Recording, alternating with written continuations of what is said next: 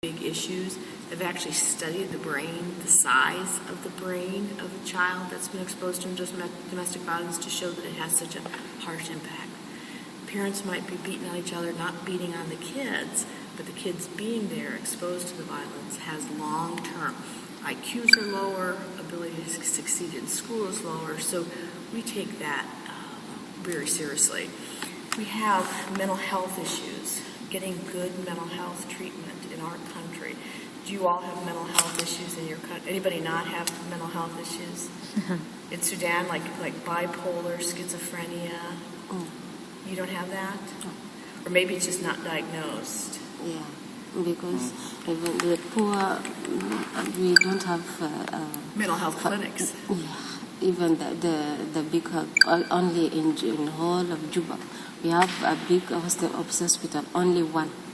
One big hospital, and it lacks even the equipment, the advanced So you one. don't have therapists and psychiatrists and psychologists? Psychiatrists we don't have. I heard that it was many years before, only we had one, and he just left for studies, I don't know where, and he never came back. Well, you probably do have mental health issues in your country, particularly with the trauma. So getting parents mental health treatment, maybe you have a mother with schizophrenia, and getting them treated and stabilized. Sometimes people that have mental health issues, they self-medicate on illegal drugs. So we would do mental health screens. I also was a judge in juvenile court here. We dealt with kids that committed crimes. And, the types of crimes that we'd see a lot of is, breaking into homes, shoplifting, drugs. Truancy is a big issue, and I know in some countries it's a luxury to think that you have schools until you're 18, but it's the law in Indiana that you have to go to school. So we have kids that have schools that are available, but they don't go. So the court sometimes has to get involved to make them go to school. One of our goals, one of my goals, is to get every kid through high school. If you can get through high school, and high school is going 12 years of school till you're 18, if you don't graduate from high school, you have an 80% chance of living in poverty or living poor. So we really want kids to succeed in the juvenile system. The goal isn't to just punish, but to rehabilitate, get them back on track. So I would take truancy or not going to school just as seriously as I would take a drug case or a shoplifting case or something else. So we would make it a focus. We also had, runaways, teen pregnancy. In Indiana, the statistics are 1 out of every 4 girls gets pregnant before they're 18. I don't know what are your teen pregnancy rates? It doesn't mean they all have live births, but it's pretty high. Do you know what your teen pregnancy rate is in your countries? It's also very high in our country. It's high. Yes. Not that high in India. It's not that high in India. Maybe less than 0.5%. Yeah, 0.5%. Less than 0.5%. 0.25%. Yeah, because we are not allowed to have sex before marriage. You're right. It's the same in our country. So, but they already get married, in the age of 14, 15. Yeah. So they are married. They are not. For us, it is I traditional. don't want them to have sex before they're married, but I gave a lot of sex talks as a judge about not having sex, but it didn't work. I mean, it seemed like they would do it. So teen pregnancy is an issue. I mean, I think sometimes you come to the United States and say, oh, everything's great here. Yeah. But am I surprising you with some of this information? No, but one out of 4. 1 out of 4 get pregnant, and they get pregnant. They don't necessarily have it because abortion is legal. They may have that, or they might miscarry, or. So I was asking that in the prison of Indiana yesterday, and about the abortion. Yeah, about abortion. Are they allowed to have abortion? No, in the prison. In the prison. No, not in the prison. In the life. In fact, if a teenage normally gets pregnant, and does she have the right to make abortion after the baby in her have 5 months or 6 months? I don't when know do they have the right? I think it stops. They don't have a right in the last trimester. I'm personally opposed to abortion, but as a judge, you've got to be neutral on that. I think they can in the first 2 trimesters do it. Because then ultimately it tends to killing a baby after that.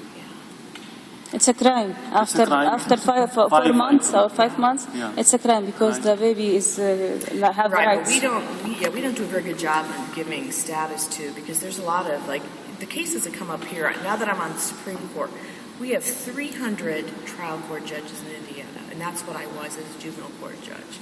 We have 15 Court of Appeals judges, and we have 5 Supreme Court judges. So as a Supreme Court judge, and I'm going to go through and just give you a little history. Let's see if I can find a clicker here. Give you a little history of the Supreme Court so you just see what we do, and then we'll go through. But that's sort of a background. I'm married. I'm 55 years old. I have 4 children. I adopted my oldest. He was in foster care. He's 25. I have a daughter who's 24, and she's in medical school. She's going to be a doctor. I have a daughter who's 22. She's a teacher. She teaches at an inner city high school. For Teach for America, I don't know if you might know it. Do you know what Teach for America is, Mr. Park? Is where they put children in inner city distressed high schools to get them, and that's where my daughter has a lot of compassion for the underserved. And my other daughter worked, that wants to be a doctor, she worked at a tuberculosis orphanage in Cape Town, South Africa. And that's what got her to want to be a doctor. And she'd like to go back to underserved areas as a woman doctor. And then I have an 11-year-old. So I have a 25... Two things have surprised me. And normally women, they are not very frank in telling their age, and you look young as 55. Thank you. I knew I liked you when I read about you. Well, I mean, I think you want to know where I come from and how I got here, and it was about. I loved being a juvenile court judge in my county. I mean, we had child abuse summits. We went after issues. We got a lot of community volunteers. We advocated. And about a year ago, a group came to me and asked me if I'd apply for the Supreme Court. And I was like, no, I like being a trial court judge. Trial court judge, you're the judge in there. It's just you. You get to feel the cases, know the kids. It's pretty raw, just doing abuse, neglect, and dependency cases. But they really wanted, there was a push to get a woman. And so, I love the law. I like what the law can do to protect people. I like the idea of justice.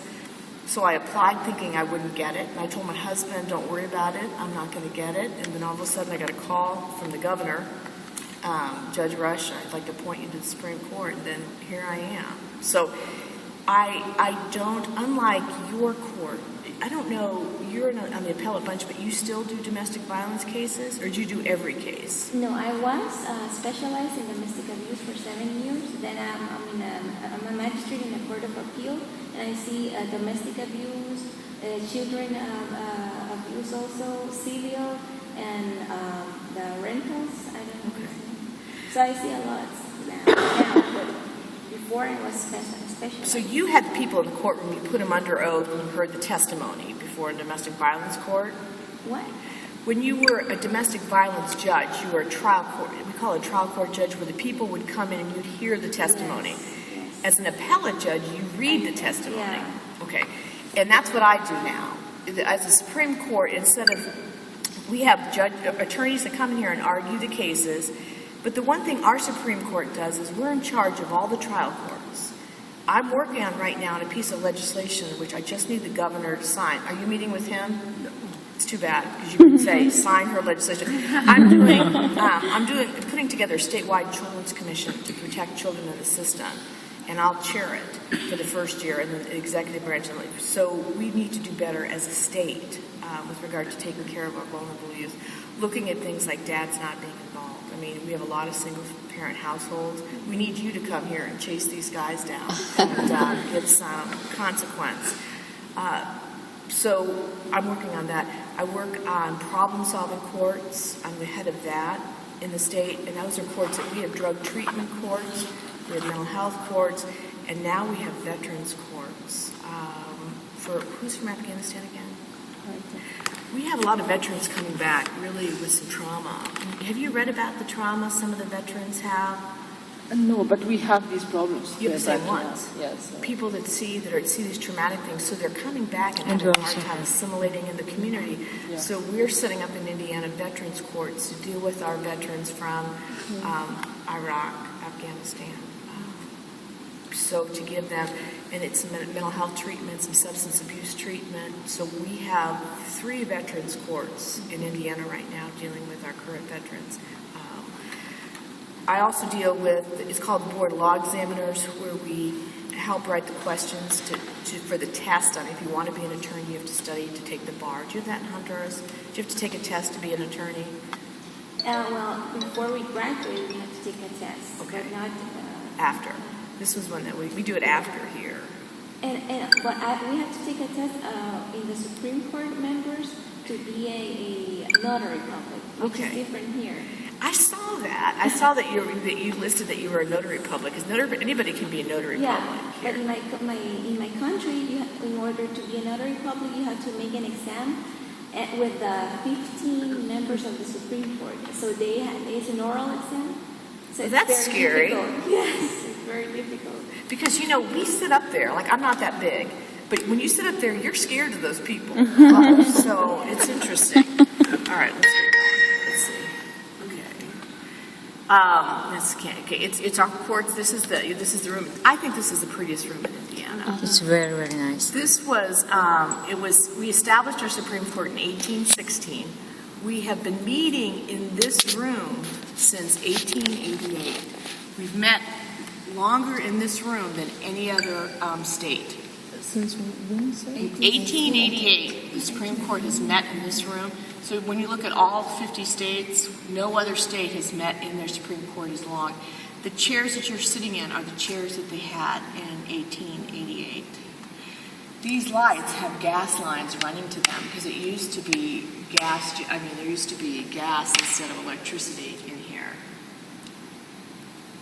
Okay, these are the members. We have our Chief Justice, who's in the middle, Dixon. We have Robert Rucker, who's to his left. Steve David, Mark Massa, and then myself is the youngest. I think that was my first day there, and I didn't know what I was nervous. These are cases. 1.6 million cases get filed in Indiana that year. We review about 1,000 of them. We have some cases that come directly to us. Like a death penalty case will come directly to us. A life without parole case will come directly to us. Luckily, we don't have any. Do you all have the death penalty in your countries? Yes. Yes. In our, we don't have. Not for juveniles. Not for juveniles. And we don't have any pending, which is okay by me. I'm okay not having, but I'm sure I'm going to get one at some point. We do life without parole. If a trial court says the law is unconstitutional, we get that case. We get all the attorney discipline cases. If attorneys don't does your court do attorney discipline? The Supreme Court does. So we have 108. There's been 108. We're missing 2 pictures. It starts over there, and then the justices go. Before, some of the early justices did not have to go to law school. It's really interesting. They self-studied. Abraham Lincoln, our president, didn't go to law school. He read and he studied. And he practiced law for 25 years as an attorney before he was our president. Look back on that wall. Look at the first picture, this whole section. Look on the right and go 2 down, 2 over, and 2 down. Kind of a gray background. That's Judge Hackney. He never went to law school. He self-studied. And over 100 years ago, in 1893, he wrote the decision that allowed women to be lawyers. Oh. It took that, so it took a self-studied attorney. So every time I sit here, I go, thank you, Justice Hackney, back there. But you think about it, it took brave people, and like in your country, the leadership that you're showing and what you're doing for your country, you're brave. You're the Leonard Hackneys of your country forging the way for women. So I thought that was interesting. And there was trying to get the vote. We've got some good women in Indiana that just sort of fought their way. Fought to be attorneys, to get the vote, to be recognized. And it was a big deal to get another woman on the Supreme Court. The day that they announced that the governor had appointed me, there was a day all the judges were meeting in Indianapolis. This was just by chance. The women just stood up and started clapping and crying because it meant a lot to them. About half our law schools right now are women, but we're very, underrepresented on our. How are you in Honduras? Do you have some women? We had the past Supreme Court. We had the Chief Justice was a woman, and Excellent. we had 9 women and 6 men. 9 women, 6 men, and now we just have 3 and 12 men. Okay. You'll come So back. didn't you see a woman that she said, "Oh, what does she have? I don't have." Yeah. I have always, when I was in law school, there weren't that many women. And when I came out, I was the only woman in my firm. I was the only woman. And then, it just started building. But it was just time. It was just time. And it's, for the women that are coming out of law school, half of the graduates at law schools right now are women. So it's just good to have those. What was the most important factors that you have to be a judge at Supreme Court? I think 30 years of experience, 15 years as a trial lawyer, then 15 years as a judge, working with the communities a lot. I think that was it. And, I like to work hard. I like to learn. I mean, I think a lot of us can live our life in chapters. We're not just this, okay? We can be this, and we can be this, and we can be this. So this is probably my last chapter. Too many hats. Yeah. This will be that, but I don't know. I'm very focused on what I'm doing when I'm doing it, and I don't think of the next step. I mean, I don't think, well, I'm doing this because I want to run for this or I want to do this. I'm usually pretty content in what I'm doing, and then I'm just open to, maybe trying something new. But this will be, I'm coming on now, and you can work as a justice till you're 75. I don't know if I'll make it that long, but I'm going to work here. I was an attorney for 15 years. I was a judge for 15 years. I like to do this, God willing, for another 15, but we'll see. All right, we had 3 different places that Supreme Court was located. The capital was in Corydon, then Vincennes, and now we're in Indianapolis. Originally, we just had 3 justices. You talk about Honduras having a lot of Supreme Court. We just had 3. Now we have 5, but our Constitution said we could have up to 9. But we're good with 5 right now, I believe. You're a judge. Trial court judges, we're judges, and then when you're on the Supreme Court, the 5 of us are considered justice, and that just changed by constitutional amendment. I've been Judge Rush for so long. I'm uncomfortable with Justice Rush. My daughter says it sounds like a singer's name and not like a real. All right, we have Twitter. I don't have Twitter, but the court has Twitter. We have a website. We've got, we have Flickr. There's pictures of our courts available. We have thousands of pictures on Indiana courts, so we're very, there's YouTube video views on different, like when I was interviewing for the Supreme Court, they post the video of my interview online immediately. It's a very public job. And part of that I don't like. I like my privacy. I don't like my kids' names out and about. I did have a very, when I became a judge, I had a person come back who was schizophrenic, break into our house, and it was very bad. I was injured, and that case went to trial, and I was a victim. And my kids, it was just, so anyway, I don't like how public we are, but there we go. But we're on magazines. That's the 2 new justices. We get lots of, you get a little tired of yourself. So we do just more than legal opinions. We admit new lawyers, we set ethical standards, we educate judges and probation officers, and we run the court. So our Supreme Court has a lot of fingers out there with regard to our judicial system. We have a lot of administrative duties. These are examples, and I talked about the Supreme Court agencies we run. Some of those, we divide them up. The Judges and Lawyers Assistance Program at the bottom is to deal with like drug addiction, alcohol addiction, mental health issues with lawyers. The Disciplinary Commission. How we pick. Like when I was a trial court judge, I was elected. I was on the ballot. I was elected in 1998, 2004, and then 2010. Could you tell me a little bit more how you do have a campaign? Yeah, really serious Yeah, in 1998, a group came to me and said, would you consider running for juvenile judge? They knew that I was very passionate about children's issues and family issues. And I said, fine, but I don't want to be a politician. I don't want to have to campaign or raise money. And they said, well, don't worry about it. We'll do all that. So I was able to focus on the issues, and they did the campaign. I had to do some commercials. And then in that election, I ran against two other fellows, and I got 80% of the vote, and they each got 10%. And then in the next two elections, nobody ran against me. Mm-hmm. So I didn't like it. I'm not a glad handler that go and. But for this position, in trial court judges, most of them are elected.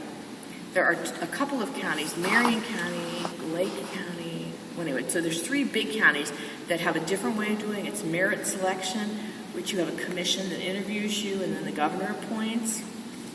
We don't do that. Most counties are elected. But for the Supreme Court, it's different. I'm not elected. This is how you have to practice law to be on the Supreme Court. You have to practice law for 10 years. And then you go through lots of interviews. The application is like this big. Like when you submit your application, it's huge. And I remember having this big box and bringing it down here. I think I was glad to get that done, but you really got to go through all of your history. You submit samples of writing, you submit letters of recommendation, you need to really write essays, the application. And this is the nominating commission. So you walk in the room, you sit down, and then they just fire questions, kind of like your Supreme Court interview. They just questions. Then the nominating commission submits 3 names to the governor. Then the governor's people interview you. I met with the governor's attorneys, and I had never met with our governor before. And I had my interview with him, and then I was selected. So, and then the Chief Justice, who is picked by the nominating commission as well. Once you are appointed to the Supreme Court, every 10 years, you go on what's called a retention ballot, which means everybody in the state says yes or no for you. So you're not really running, you're being retained. But you're on the ballot. There have been a couple of states where they just got frustrated with their Supreme Court and they voted them out. So there's always a chance that you're looking at that. But what you have to do is stay non-political. People don't want their justices, to be politicians. Yes. Yeah. For how long do the judge serve in the Supreme Court? You can serve up to the time you're 75. So you appointed by the governor forever, like the Supreme Court? Right. Right. But you go on this retention ballot. The voters could say check no, but they never have an. So that they do check on the judge every 10 years. Every 10 years. Every 10 years. Good. Okay, the court media. We do a lot of press releases. We try to educate the public. I don't know if are you going to give them a tour like the law library? I'll show you a couple things while you're here because it's interesting. We have oral arguments in here. See that door there? There's 2 cameras. See the cameras on the wall? You can pull up, like tomorrow morning, you can pull up and you can see us doing an oral argument. You go to Indiana courts. We webcast all our oral arguments. So you could be in your country and say, well, I want to see what Justice Rush is doing. You can pull up, you can watch a case. Like tomorrow we have a case, and these are open to the public. Do you put it online? It's online. Online. Online. I'm going to give you some handouts, and they'll have one of the things I'm going to give you has the website if you ever want to pull up and see what our oral argument's like. Like tomorrow we have a case with a horrible murder case. It was a life without parole, but we have an oral argument in the morning. So it's we think transparency and having people be able to see what's going on in the courts fosters a better system. In our country, the judicial branch is probably the least known branch. Everybody knows about the president, the executive branch, and the legislative branch. So part of our goal, and one of the things when I applied for the Supreme Court, it was my goal, is to make us more open, because people need to walk in a courtroom and trust. I don't know how it is in your countries, but there's people in our country that can walk in a courtroom and think the judge is crooked, the system's not good, I'm not going to get fair justice. So every day, in every way, we can say that we have high standards, that we want to make sure people trust our court systems. It's important. I'm sure you've all dealt with that. People in your countries, too, probably think only the rich get justice. Yeah. So we allow laptops in here, video, still photography. We webcast all our oral arguments. Each side gets about 20 minutes to argue a case. There's not witnesses here. It's just 20 lawyers. minutes? 20 minutes. And the Supreme Court 30 minutes. 20 minutes on this side, 20 minutes on that side. But we get the briefs beforehand, so we get a packet. In written, yeah, in written. So before we do an oral argument, we research it. You know that case walking in, because as soon as you're done with the oral argument, you go back there and you have to vote on a case. And the way our Supreme Court is set up, I have to vote, as a new justice, I have to vote first on every case. And we've got the cases we hear oral argument on, but then we've got about 25 plus cases a week to vote on. So it's about, the paperwork I review in a week is about from here up. So you got to be ready to go and have research. I have 2 clerks, 2 lawyers that help me research issues, and I'll show you. You can hire lawyers for I have assist 2 you? law clerks that help me research. We have researchers, but they are attached to the Ministry of Justice. Okay. They are not. They show you. There is a separation between lawyers and judges and the employees of the Ministry of Justice. These are my law clerks. Now, we have what's called an attorney general, and they have lawyers that represent the state. They are separated from us. Yeah, there's 150 attorney generals, and they argue for the state on cases, and they do not work for us. We hire 2 lawyers that are law clerks that just work for me. But they are lawyers. They are registered at the Bar Association. They are. They can be, but they don't have. And they can't practice law. Yeah, they can't practice. They can't. They can only. They are researchers. They're researchers. Yeah. Okay. But you have to be a lawyer to be a researcher. Yeah, sure. They are graduates from law. Right. But just as a judge, I can't be a lawyer. I can't, as a judge, I can't be a lawyer and take cases. Conflict of interest. Right. So there's the cameras that are up there. We installed those in 2000. But in the Supreme Court of the federal one, is not allowed the cameras or taking photos. Right. In Jordan, we have cameras in the court case, in the court rooms. You do? Yeah, we have it, but it's not attached to the public, just for documentation. We had cameras in my courtroom because there's a video project, and Kentucky has cameras. They use it for the record. They use the video for the record. So I think that's all. I think that's going to change. Did any of you pay attention to that O.J. Simpson case years ago? That was all televised. I was attending a trial today in the TV. It is Judy. Judy. Yes, so there are. We have audio recordings of. But in our federal courts, there are. I don't think there are not cameras. So we issue opinions, like I write legal opinions that get printed up in the books. We meet weekly. Every Thursday, we meet all day on Thursday. We fight to get funding for things. So we're only 1% of the state budget. It's interesting. We constantly are trying to get funding for different programs.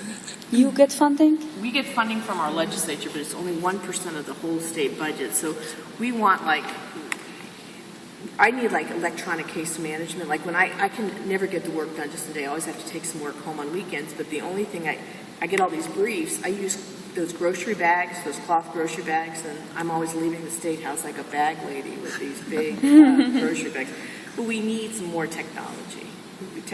So you propose for a budget? Yes. For a fund? And they say no. Who write the proposal? The Chief Justice. We all work together on it, and then a second branch of government, the legislative branch, decides if we get the funding. Oh, really?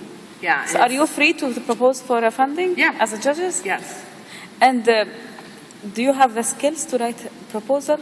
As a trial court judge, I had to find funding for everything. Okay, but who trained you to write a proposal? I was self-trained. Self-trained. Self-trained. I write grants. I write a lot of grants.